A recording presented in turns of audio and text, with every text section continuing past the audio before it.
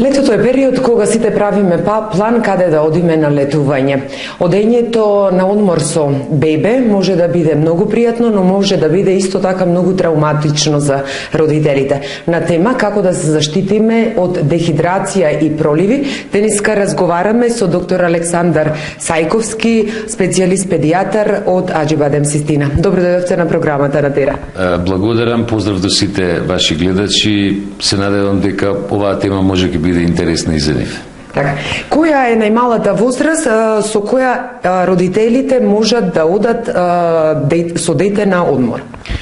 Па добро, тоа е тема која што веројатно нема никогаш крај. Знаете како, зависи малку од навиките на населението. Ако ги погледнете скандинавците, они со 2-3-месечно дете доаѓаат со возило од Скандинавија, рецимо до јужните земји на одмор. Кај нас тоа малце потешко оди во таа возраст. Меѓутоа, секако, негде над возраст од 6 месеци не е проблем да се оди на одмор. Оно што е прв предуслов за да се оди на одмор, тоа е таму каде што ќе биде сместено семејството, да ги има истите услови како што ги има дома. Зборам топла вода, нели, ладна вода, хигиена, нормално, чистота. Оти децата и бебињата по принцип најопасно може да страдаат од разни инфекции. Нормално и алергии и други реакции кои што може да се јават на одмор, меѓутоа по принцип треба да е се онака како од дома да ви. Така треба да биде. Како треба родителите да се подготват? Што е она што е неопходно, што треба да го понесат за детето, доколку ете дојде до инфекции, до покачување на телесната температура? Вие кажавте дека и самите при промената на климата доаѓа до каснување од разни инсекти. Да. Значи, прво и основно, за да го поминат одморот убаво сите родители, значи, клучно битно е да не дозвола да дојде до појава на одредени инфекции. Најчесто проливи. Значи, во летниот период, иако и во зимскиот, меѓутоа во летниот период најчесто се појавуваат проливи. Повраќање и проливи. Кај бебињата и кај децата воопшто, веројатно еден од најтравматичните делови ако почне да повраќа. Повраќањето кај децата е многу да кажем на некој начин опасно отколку проливите во однос на возрастните луѓе, затоа што децата лесно може да дехидрираат од повраќање. И затоа сите родители кога одат на одмор треба да понесат со себе обавезно пробиотици, средства за рехидрација, односно оние прашоци или течности кои што се за рехидрација, нели, за да не изгуби течност детето, да се понесат одредени заштитни средства за кожата. Тука многу инсистираме на тоа дека кожата треба да се заштити затоа што е многу нежна самата кожа на бебињата и лесно може да дојде до горење, до едноставно појава дури и на изгоретини на кожа од сонцето. Така да, кога ќе го соберете тој комплекс, не значи дека треба родителите сега да земат цела апотека со нив, нели? Бидејќи било каде и да одат на одмор, по принцип секаде има и аптеки, и лекари, и педијатри, нели, нормално ако имаат некаков проблем да може да реагираат. Од тој пред се битен елемент е, може би уште на старт на детето, ако па дури и за возрастните тоа важи, промената на средината многу често води до појава на така наречена патувачка диареја, значи пролив кој што се јавува со промена на местото каде што живеете, без оглед дали вие сте отишле на 200 км на одмор или на 2000 км на одмор, генерално зборам. Така да може да е добро да почнат да даваат или да примаат децата пробиотици, кои што може да ја регулираат цревната флора и да помогнат во смирување на евентуалната појава на проливи. Али она што многу мора да се пази, тоа е да не дојде до некои инфекции кои што се пратени со повраќање. Тогаш треба да се дадат овие средства, што ги викаме ние разни типови на средства кои што се користат за рехидрација, нели, за да не дојде до губиток на електролити, течности кои што може да доведат баш до неизгодна ситуација кога се побарува и болничко лечење. Кои се најчестите причини кои што доведуваат до дехидрација и кои се симптомите? Како родителите да ги препознаат симптомите на детето? Значи, на првото, односно второто повраќање, треба да се запали благ аларм. Не значи дека сигурно дека само со едно повраќање ќе дојде до дехидрација, меѓутоа веќе на второто повраќање треба да се запали алармот и да се помогне во смисол на рехидрација на детето. Значи да се почне со давање на течности, рехидратациони течности, така ги викаме, нели? При тоа обавезно, ако не дале предходно пробиотици, обавезно да дадат и пробиотици да пијат децата и нормално да ја следат целата ситуација. Во случај да се појават 4, 5, 6 повраќања, тогаш веќе мора да побараат помош од педијатар, односно консултација од педијатар. Тоа е обавезно било каде да се наоѓаат, да речеме, на одмор. Друго што ги советуваме исто така многу често родителите, тоа е да без оглед на возраста на бебето или на детето, кога веќе се на одмор, на море особено, на морска средина, да го користат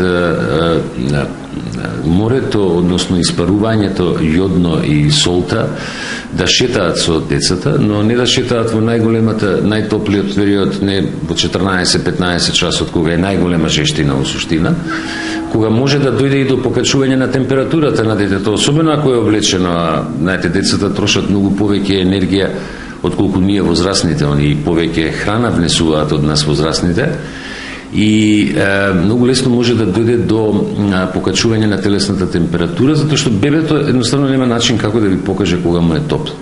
Кога му е ладно, оно знае да покаже, мислам, има механизми со кои што може да се види, да го видите, например, ќе почне да се тресе, да дрхти, нели, што велиме како во цртаните филмови, да му шкрца устата и така натаму. Меѓутоа, навиките наши, не само македонски, балкански воопшто навики, на премногу облакање на детето и покрај тоа што може да е топло, и исто така еден предуслов да може да дојде до дехидрација. Така да топло им советувам децата да ги разголат, да ги шетаат слободно покрај морето, и тоа во утринските и попладневните, приквечерните часови без никаков проблем. Меѓутоа, секако мора да има и одредена заштита на кожата. Значи, оние средства кои што ги се користат, има повеќе типови, нели, нормално има средства за заштита на кожа. Сега, тука има и една ситуација која е у принцип многу интересна. Вие ќе видите, има така наречени фактори на заштита, нели, од 5-ка, 10-ка, 25-ка, 50-ка и така натаму. Меѓутоа, разликата помеѓу 25-ката и 50-ката не е толку драматична. Мислам, заштитата не е толку повисока кај 50-ката во однос на 25-ката, така да, во секој случај, во тој некој ранг да користат средства за заштита на кожата. И бидејќи кожата на бебињата е многу осетлива, пак ќе речам тенка на некој начин, нели, лесно од нејзе се ресорбира се, треба да се користат креми за сончење, за заштита на кожа квалитетни, како што исто така не е да ставите било каква крема или течност против каснување од комарци или од други, да речеме, животни, затоа што од кожата може да се ресорбира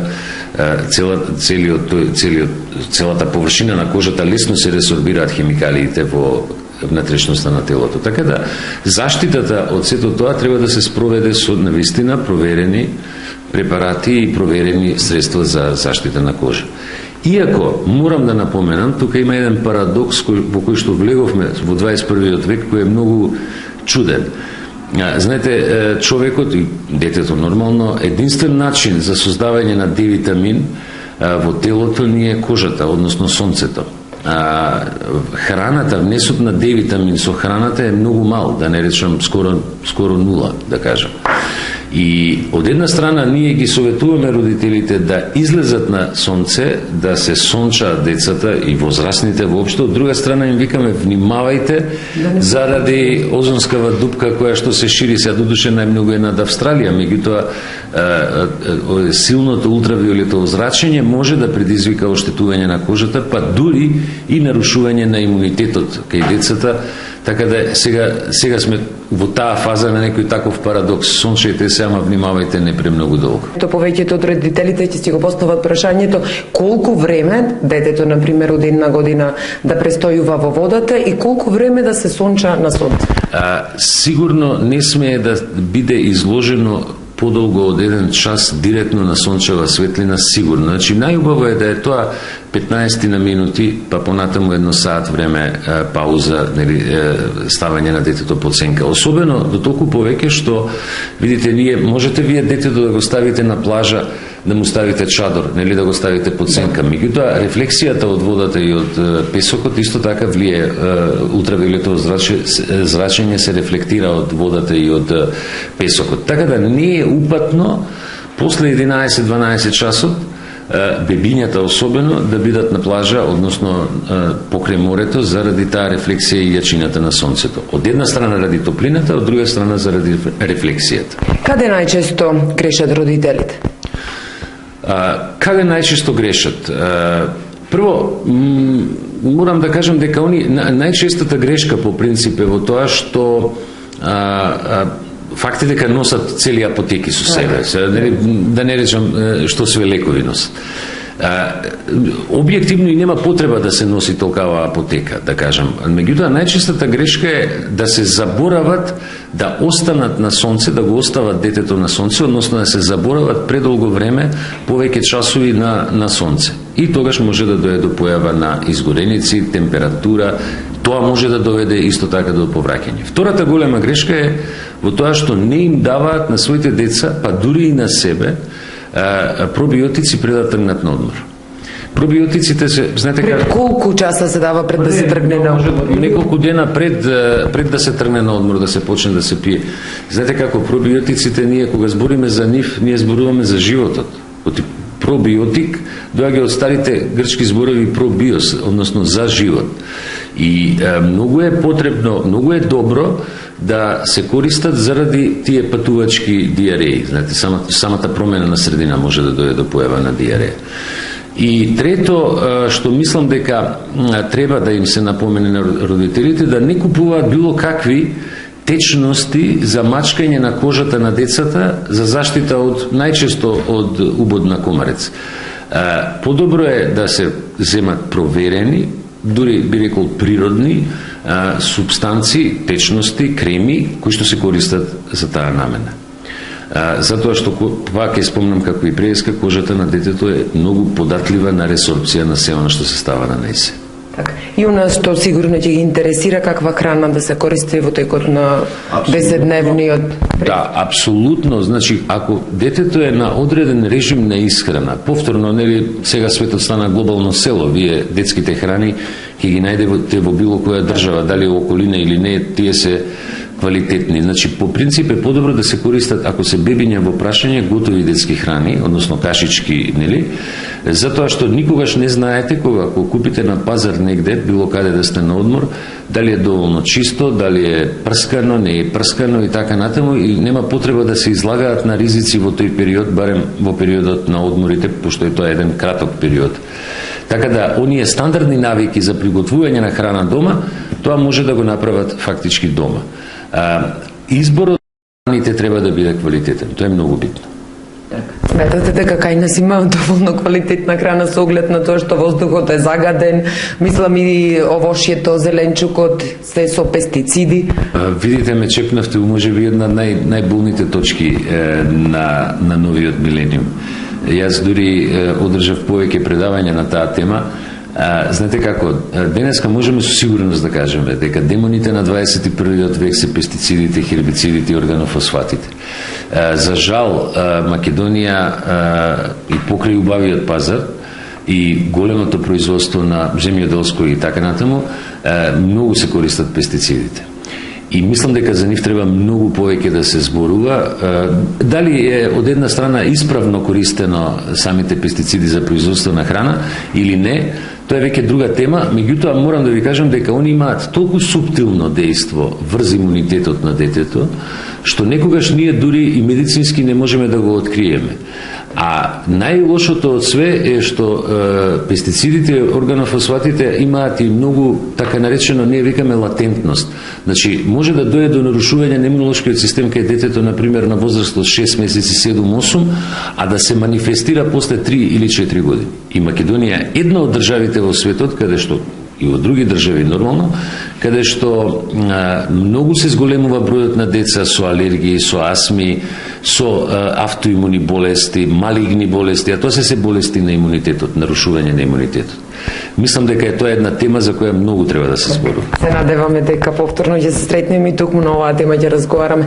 Јас ви благодарам за гостувањето на програмата на Тера телевизија. Се гледаме наредниот пат. Благодараме на вас. Фала.